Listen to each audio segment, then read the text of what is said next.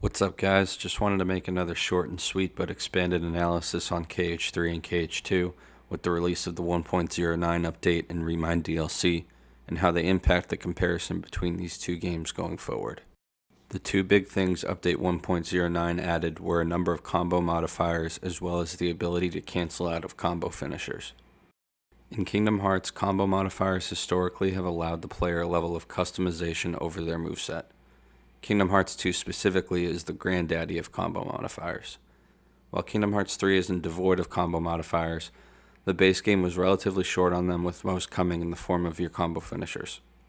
This was in stark contrast to Kingdom Hearts 2, where you were granted a number of situational combo modifiers in addition to your finishing and combo extending modifiers. With this in mind, let's take a look at Sora's base combo before and after the update.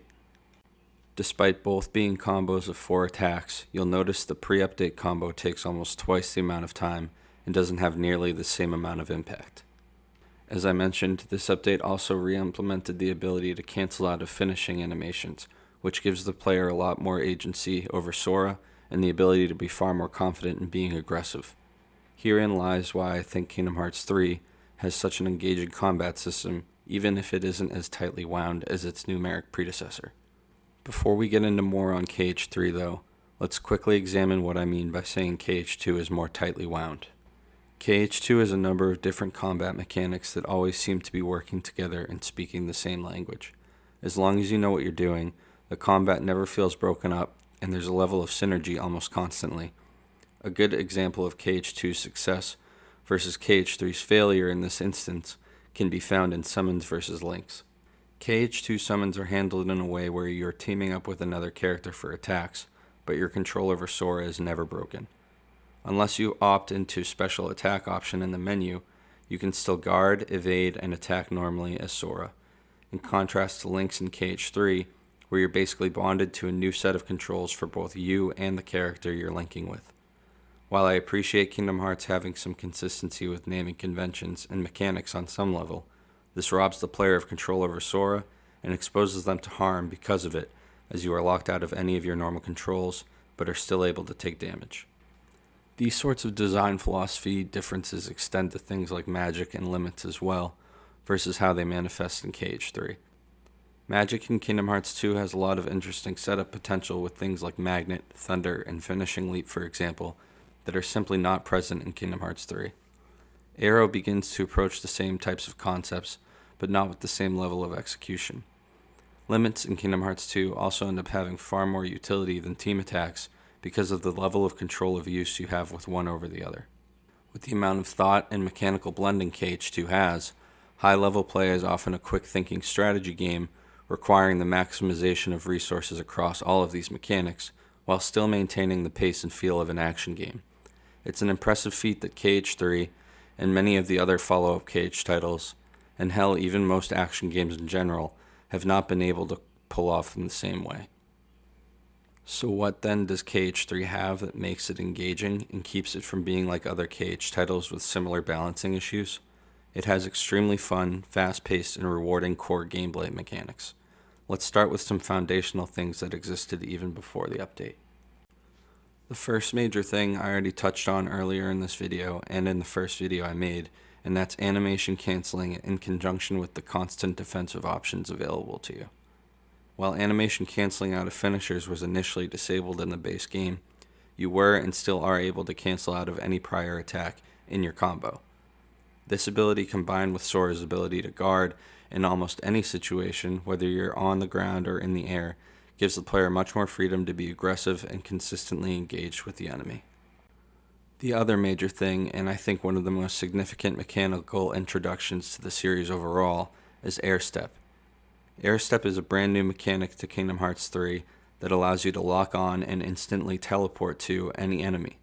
Not only is this very useful for closing distance and engaging enemies quickly, it is also extremely useful in observing surroundings and incoming attacks, as time is manipulated when it's engaged, and Air Step can cancel out of any offensive or defensive animation.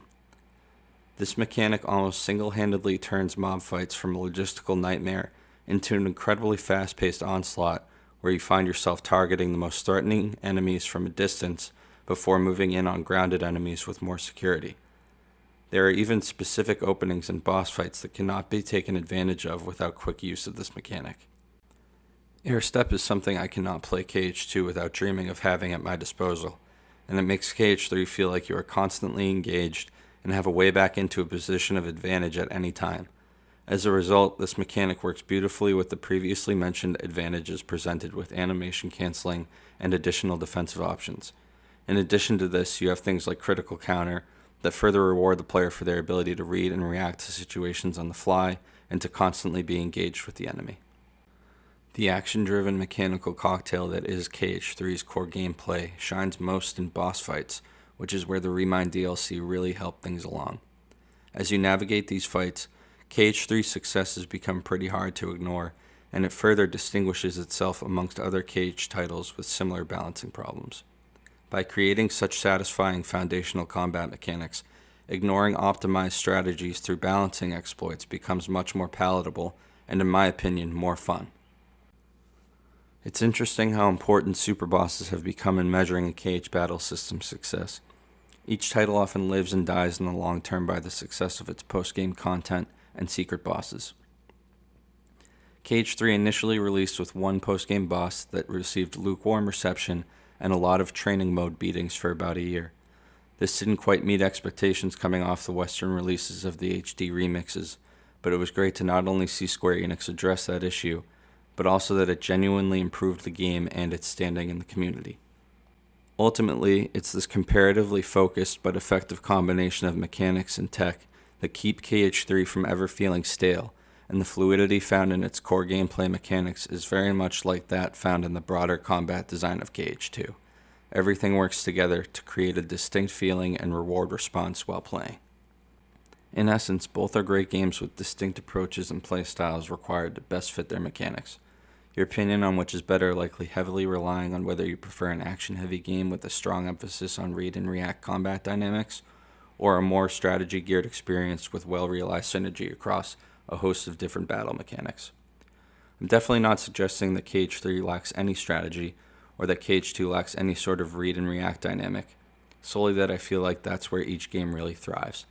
Either way, I think you're getting an engaging and extremely fun experience. That'll do it for this one, guys. I hope you enjoyed my take on this.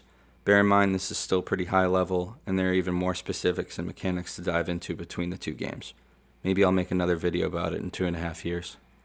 See ya!